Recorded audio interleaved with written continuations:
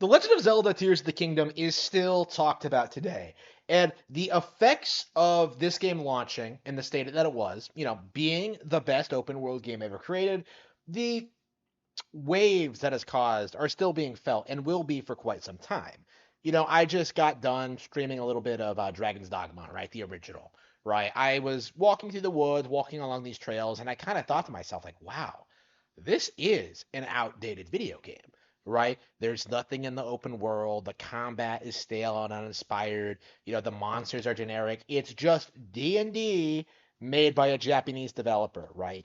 Like it's not impressive in any way, shape, or form. And I've said the same thing about other franchises, Dark Souls, Elden Ring, Skyrim. Like, the list goes on and on, right? Like, the reality is, I do think this is the big thing to keep in mind when talking about Zelda going forward, is that the rest of the industry cannot compete with what Nintendo is doing, right? Not only are these developers not competing with Tears of the Kingdom, they're not competing with Breath of the Wild.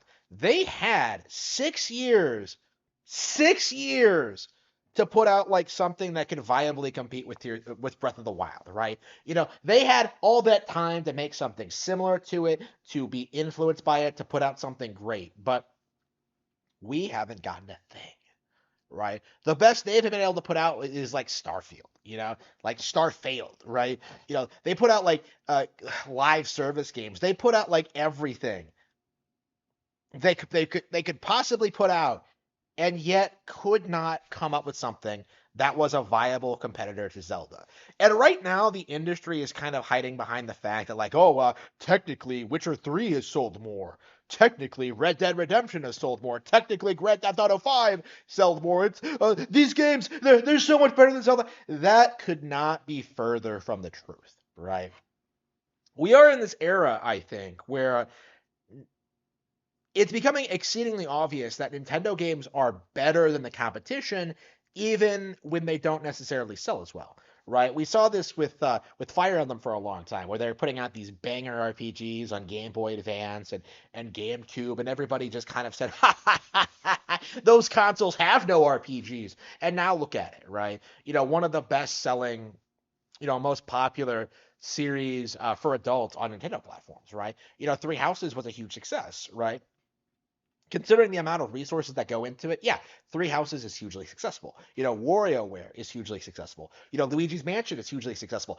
Animal Crossing, right, I think has the potential to eventually outsell Grand Theft Auto, right? I think it's coming, right? I don't think it's unreasonable at all to say that Animal Crossing is more popular than Grand Theft Auto. Like, the reality is, third parties for the past 20 years, they've relied too much on generic material in order to keep themselves relevant, right? They relied too much on, like, oh, you're a gangster, oh, you're a soldier, oh, you're a space marine. Like, instead of like actually innovating and creating new interesting ideas. And I do think it's becoming very apparent whenever they try to put out something new and interesting, whether it's like Foam Stars or Pal World or like whatever. Like, basically everything they put out is derivative of some established Nintendo IP, right? How many major indie releases over the past couple of years have cited Nintendo properties as major influences, right? Hollow Knight is a direct sequel, a spiritual successor to Zelda 2, right? If you are a fan of Zelda 2, you would be aware of that. Pizza Tower, ripped off Wario Land. War Groove ripped off Advance Wars, right? Undertale ripped off everything under the sun, right? All of these indie games that people prop up as being like these spectacular creative masterpieces are basically just derivatives of other titles. And even though there's this weird refusal to kind of admit that like the Nintendo games are better, look at how Hollow Knight fans treat Metroid Dread, for example. Like, the reality is that these games are not only better, but they're getting sequels. Yeah, they're getting spin-offs. They're getting like expansions. They're getting like all this support from Nintendo. And it's really interesting to see how something like Breath of the Wild, which was initially very, very downplayed and ignored by the gaming establishment, has now been venerated, right? Like because people love and play Breath of the Wild so much, it's been very, very difficult for them to downplay the game.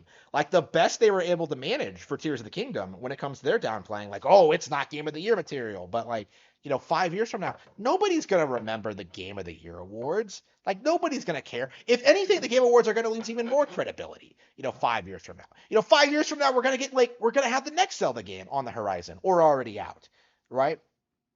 The issue is the uh, the gaming media has no credibility at all. Like every time they try to prop something up or damage control, like people just kind of reject it. Like just look what they're doing with Suicide Squad. Just look at what they're doing with like Pal World's plummeting player count. Like just look at what they're doing with all these Nintendo games that are coming out, like the Nintendo coverage in general, right? Look how they treated the Mario movie, right? They keep pretending that these games are massive failures, that they aren't going to leave an impression on people, but they are. Like it's kind of interesting seeing this, like Breath of the Wild versus Tears of the Kingdom, right? Either you pretend that you loved Breath of the Wild and that Tears of the Kingdom is was a disappointing sequel, or you try and like pretend both games are like what ends up happening is that there's no way to like adequately convince the audience that actually plays these games that you're genuinely a fan of the franchise, right? Like this has been the new thing lately is that like, oh, I miss the old Zelda. I hate this open world stuff. Well, where were you 10 years ago when Skyward Sword was getting attacked for not being enough like Dark Souls or Skyrim? Like, were you coming out in defense of that game? I know you weren't because I was one of the only people that was, right? Like, I was very adamant that Skyward Sword was a great game at the time. And I still am, right? I still prefer that over Twilight Princess and Wind Waker, right? Like I've always been a big advocate for what Skyward Sword accomplished, and I consider it the beginning of what Breath of the Wild and Tears of the Kingdom have accomplished. But you will not see the masses acknowledge that. And that's kind of what we've been seeing over the past couple of years is that we've just been seeing people like refuse to acknowledge that PC gaming is inferior to Nintendo gaming because they do not have the constant release of software on their hardware, right? You will never have an adequate means of like replicating Skyward Sword on PC. You will never have the adequate means of like replicating Nintendo Switch Sports or WarioWare or whatever, right? Like the reality is, like with a Nintendo console, you can just buy a Switch for $300, $350 for an OLED, and then just buy the game.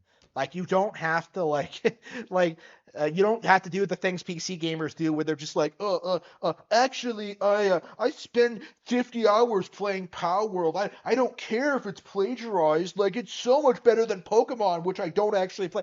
Like we don't have to do that. Like it's kind of remarkable how Nintendo fans. I've noticed this a lot over the past couple of years, like how we don't really think about other properties at all, right? Because they're so irrelevant. They're so beneath us, right? Like Dragon's Dogma 2 is coming out like this year, right? Do I think it's going to eclipse Tears of the Kingdom?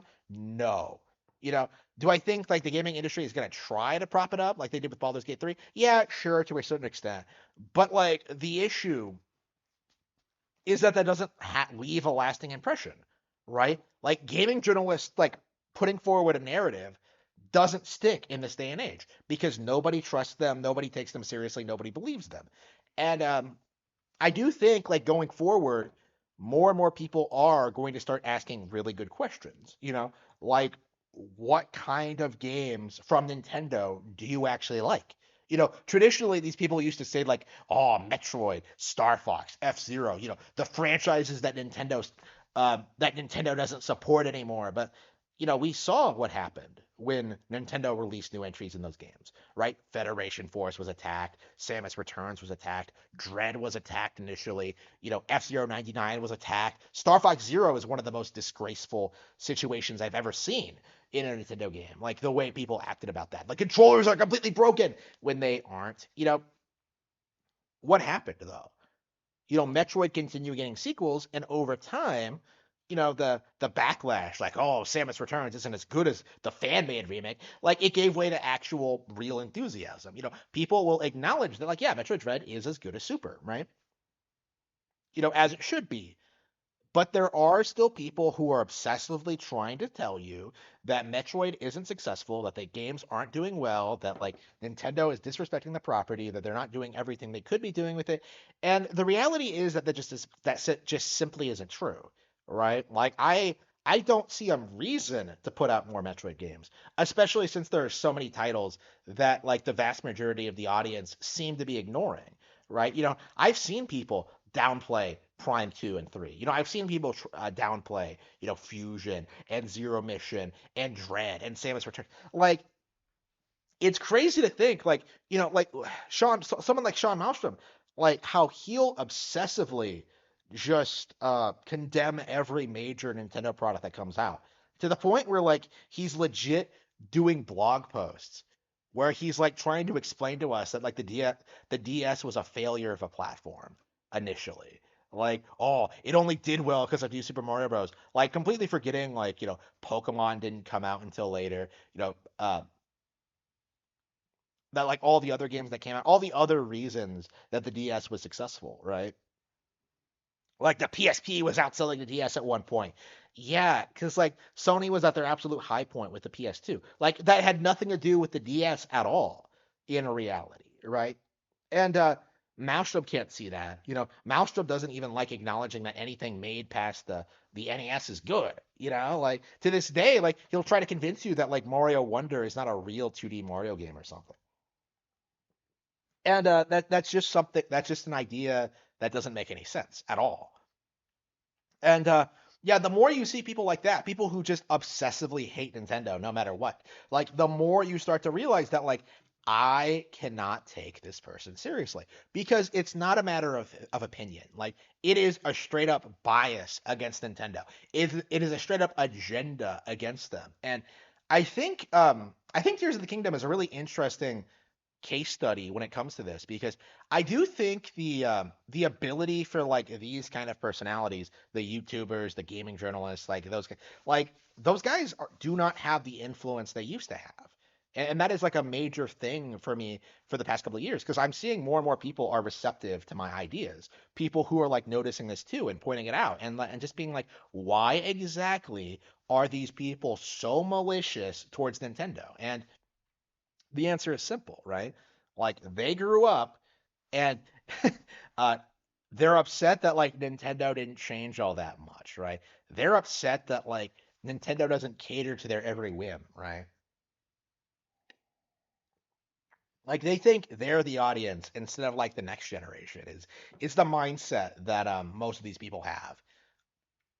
And that is an idea that really needs to go away. It needs to stop, right? Like when you're 40, like you really should have more issues on your mind than just playing the next big Nintendo game. And like for a lot of these people, like I just don't see that. Like they just obsess about like, oh, when's the next Nintendo Direct? Oh, where are the hardcore games? Oh, why is Nintendo not good anymore? Instead of like, actually doing something they actually enjoy or like doing something with their lives or something. Like it's becoming very, very evident. And I think the Tears of the Kingdom thing is a really good example of that, right? Like what exactly made this game so terrible? I've never seen anybody really give an adequate explanation as to why that is because there is none, right? Tears of the Kingdom is a monumental achievement in gaming, and I'm very tired of people trying to pretend that it is not.